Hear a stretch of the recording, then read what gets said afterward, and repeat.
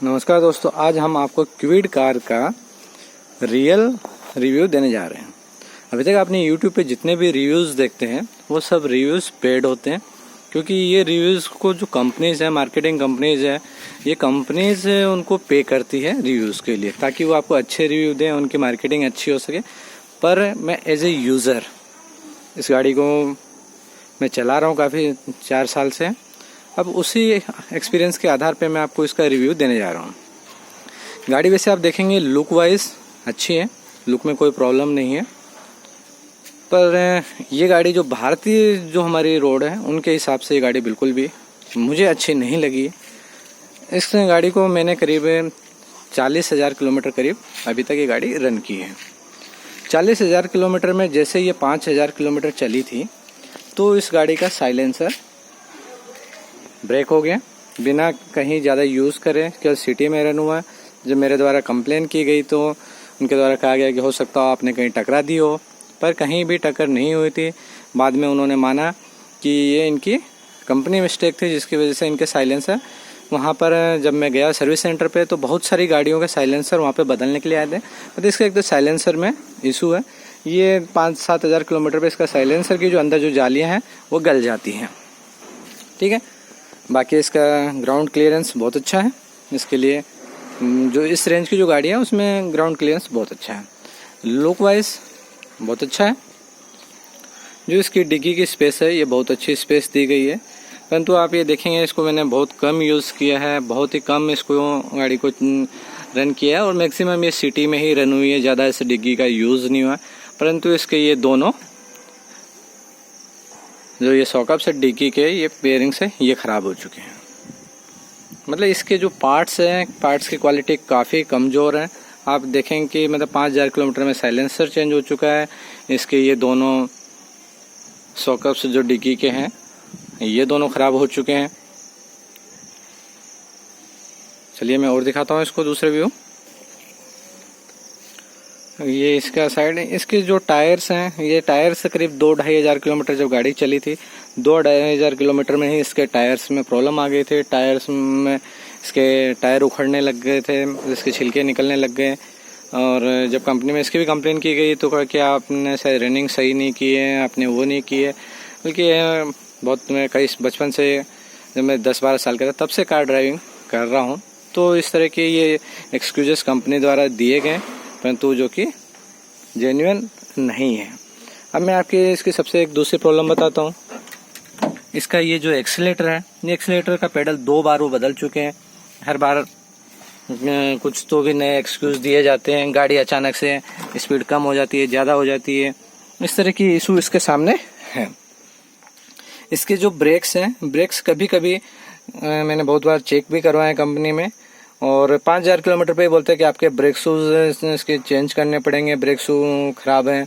तो 5,000 किलोमीटर में मुझे नहीं लगता किसी गाड़ी का ब्रेक शूज़ इस तरह की प्रॉब्लम देते हैं। इसके ब्रेक अचानक से लगते कुछ मिली सेकेंड्स के लिए ब्रेक लगना कम हो जाते हैं, फिर आप अचानक से 2 से 3 बार ब्रेक पे पेडल पे मारते हैं तो ब्रेक लगना स्टार्ट हो जाते हैं। दूसरा मैं आपको इसका एक बहुत ही बड़ा चीज़ बताता हूँ। अब आप देख रहे होंगे इस गाड़ी में किलोमीटर्स दिखा रहा था 9,000-1,800। इस गाड़ी को मैं करीब 38,000 के करीब चला चुका था। अचानक चलते चलते एक दिन ये मीटर 38 से 8,000 पर आ गया।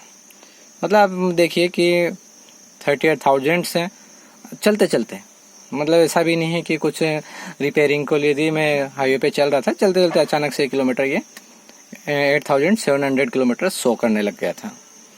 आप ये देख रहे होंगे ये गाड़ी मतलब बहुत कम बाहर निकलती है, धूप में भी नहीं खड़ी होती है, और चलते चलते इस गाड़ी में अचानक से ग्लास में क्रैक दिखाने लग गया ये। ठीक है, चलिए मैं इसका और प्रॉब्लम्स बताता हूँ। आप ये देख रहे होंगे इतना कम यूज़ होने के बाद भी गाड़ी ये आप देख रहे हैं रबर कट गया। इसकी बैटरी जो कंपनी फिटेड बैटरी आई थी वो 1.5 साल के अंदर वो बैटरी ख़त्म हो चुकी, तो बैटरी भी एकदम बिल्कुल लो क्वालिटी की इस गाड़ी में यूज़ की जाती है। इसके हॉर्न 2.5 साल में ये हॉर्न बंद हो गए, इसके हॉर्न मुझे चेंज करवाने पड़े। आपकी इसकी लाइट्स देखेंगे, लाइट्स ख़राब हो चुकी है। ये जो वाइपर के लिए जो लिक्विड भरा जाता है इसमें, ये लिक्विड की इसकी मोटर ख़राब हो चुकी है, इसकी मोटर चेंज करवानी पड़ी।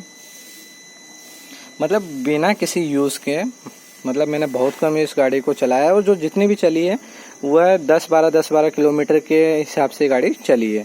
लॉन्ग रूट पे बहुत कम गाड़ी चली है, उसके बावजूद भी इस गाड़ी में इतनी मिस्टेक्स मतलब प्रॉब्लम देती रहती हैं।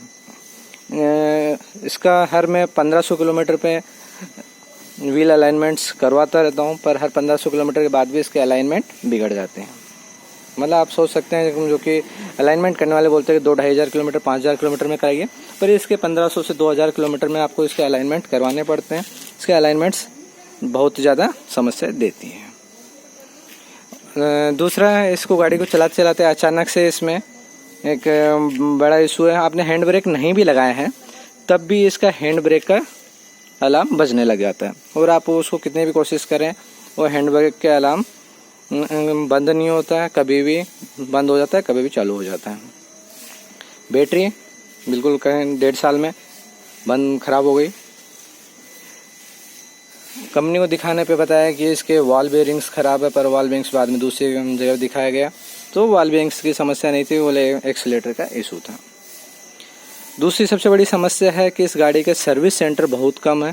सर्विस सेंटर कम होने की वजह से जो 1-2 सर्विस सेंटर हैं वह वहाँ पर आपको काफ़ी लूटा जाता है आपको, क्योंकि सर्विस सेंटर है नहीं, आप अपने आसपास करवा नहीं सकते हैं। बाहर अगर आप किसी गैरेज में लेके जाते हैं, किसी सर्विस वाले के पास लेके जाते हैं, तो चूँकि ये इलेक्ट्रॉनिक गाड़ी होने की वजह से दूसरे व्यक्ति जो हम मैकेनिक्स हैं वो इस गाड़ी को रिपेयर नहीं कर पाते हैं, क्योंकि इसके पार्ट्स ईजिली हर कहीं मिलते नहीं हैं। तो पार्ट्स न मिलने की वजह से ये बहुत बड़ी समस्या रहती है, क्योंकि दूसरे व्यक्ति को इसको सर्विस नहीं करते हैं। मैकेनिक्स इसको गाड़ी को सर्विस करने के लिए बिल्कुल भी एक्सेप्ट नहीं करते हैं, क्योंकि पार्ट्स नहीं मिलता है, उनको काफ़ी भटकना पड़ता है। इस वजह से ये गाड़ी हर कहीं सर्विस नहीं होती। अगर आपके आसपास सर्विस सेंटर नहीं है आपके 10-20 किलोमीटर में, क्योंकि देखने में आया है कि 8-8, 10-10 जिले के बीच में एक सर्विस सेंटर होता है, जिसकी वजह से अगर आपको सर्विस करवाना है तो कम से कम 2 से 2,500 रुपये का पेट्रोल जला कर आपको सर्विस के लिए जाना पड़ता है, फिर 5 से 10,000 रुपये आपको वहाँ ले लिए जाते हैं। मतलब एक सर्विस आपको करीब 10 से 12,000 रुपये की सर्विस पड़ती है। तो मेरा ये कहना है कि मतलब ये गाड़ी भारतीय मार्केट के हिसाब से सही नहीं है। अगर आप केवल इसके लुक वाइज के हिसाब से लेना चाहें तो ले सकते हैं, पर अन्यथा सर्विस और इसके जो ड्यूरेबिलिटी देखी जाए, इसके पार्ट्स की, इसका लो मेंटेनेंस, इनकी अगर ये आपकी डिमांड है तो आप इस गाड़ी को प्रेफर ना करें, क्योंकि मैं इसको काफ़ी टाइम यूज़ कर रहा हूँ। तो ये तो अच्छा है मेरे पास दूसरी गाड़ी होने की वजह से मैं इस गाड़ी मेरा काम चलता, अन्यथा ये गाड़ी हर दूसरे दिन आपके लिए एक समस्या खड़ी रहेगी। केवल इसमें जो अच्छी चीज़ है वो ग्राउंड क्लियरेंस, इसकी डिग्गी का स्पेस और इसका लुक, इसके अलावा इसमें कुछ नहीं है। ये दूसरे तीसरे गियर में जब आप चलाते हैं, एसी चलता है, तो ये काफ़ी लोड नहीं ले पाती है। अगर आपको किसी हिली एरिया में जाना है तो वहाँ पर भी ये काफ़ी समस्या दे देती है। इसके कंपैरिजन में जो दूसरी गाड़ी है, लाइक मारुति की गाड़ी है, वो हुंडई की गाड़ी है, वो इससे ज़्यादा पावरफुल इसमें सेगमेंट में इस गाड़ियाँ हैं। दूसरा, इसका टायर का इशू है। मैंने जैसे कि बताया कि हर 1500 से 2000 किलोमीटर में अलाइनमेंट बिगड़ जाता है इसका, तो वो आपको बार बार करवाना पड़ता है। पार्ट्स जो इसमें लगे हैं, मतलब साइलेंसर में एक बार चेंज करा चुका हूँ, दूसरी बार फिर साइलेंसर इसका प्रॉब्लम देने लग गया है। तो मतलब इसमें हर 5-6 महीने कुछ न कुछ इशू बने रहते हैं, और वो भी बहुत कम रन के बावजूद। अगर शायद इसका रन अगर बढ़ जाए, अगर इसको ज़्यादा चलाने लग जाऊँ, तो हो सकता हो कि ये इसका रन बहुत ही, मतलब ये इसका मेंटेनेंस बहुत महंगा पड़ने लग जाए मुझे। आप देखेंगे बिल्कुल खड़ी खड़ी गाड़ी में इसके रबर, अब ये जो इंजन का रबर देख रहे हैं, ये रबर इसका डैमेज हो रहा है,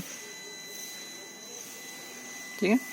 मतलब ये मेरे हिसाब से भारतीय मार्केट और भारतीय रोड्स के हिसाब से अच्छी गाड़ी नहीं है। तो जब भी अगर आप गाड़ी लें, क्योंकि आप जो YouTube पे रिव्यूज़ देखते हैं वो रिव्यूज़ पेड होते हैं, उनको कंपनीज पे करती है, और वो उन पेज के अकॉर्डिंग वो आपको बहुत अच्छे रिव्यू दिए जाते हैं और रेटिंग अच्छी दी जाती है।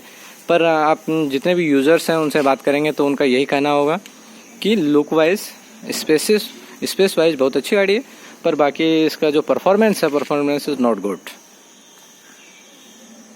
क्योंकि आप इशू देख सकते हैं, मीटर चलते चलते अचानक इसके जो ब्लूटूथ्स हैं, इसका स्पीकर्स हैं और जो इसमें म्यूजिक सिस्टम लगा है वो चलते चलते अचानक से बंद हो जाता है, फिर 2-3 दिन तक नहीं चलता। और कई बार तो गाड़ी को बंद करने के बावजूद, चाबी निकालने के बावजूद भी गाड़ी बंद नहीं होती है। ये एक बहुत बड़ा इशू है। आपने बंद कर दी, चाबी निकाली, उसके बावजूद भी गाड़ी बंद नहीं होती है, गाड़ी स्टार्ट रहती है। तो ये भी एक, क्योंकि ये शायद इलेक्ट्रॉनिक गाड़ी है इसलिए इसमें इस तरह के फॉल्ट्स हैं। आपका म्यूजिक सिस्टम बंद चालू होता रहता है। अब जैसे मैंने आपको अभी किलोमीटर दिखाया था, 38,000 होने के बावजूद भी ये फिर किलोमीटर अपना आप चलते चलते गाड़ी में चेंज हो गए। पार्ट्स के आप इशू देख सकते हैं, साइलेंसर का इशू देख सकते हैं, ग्लासेस का इशू देख सकते हैं।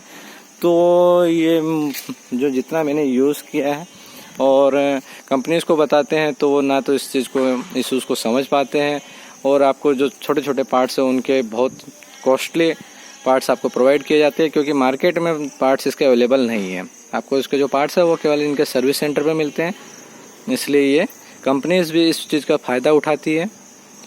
तो अगर आप ये गाड़ी लेने जा रहे हैं, रेनॉल्ट क्विड या रेनॉल्ट की में तो जितनी भी गाड़ी हैं उनको लिए आपको ये सजेस्ट करूँगा कि आप अवॉइड करें, क्योंकि इसके सर्विस सेंटर आपको ईजिली नहीं मिलते हैं, जिसकी वजह से आपके इसका मेंटेनेंस कॉस्ट काफ़ी बढ़ जाता है। Okay, thank you friends.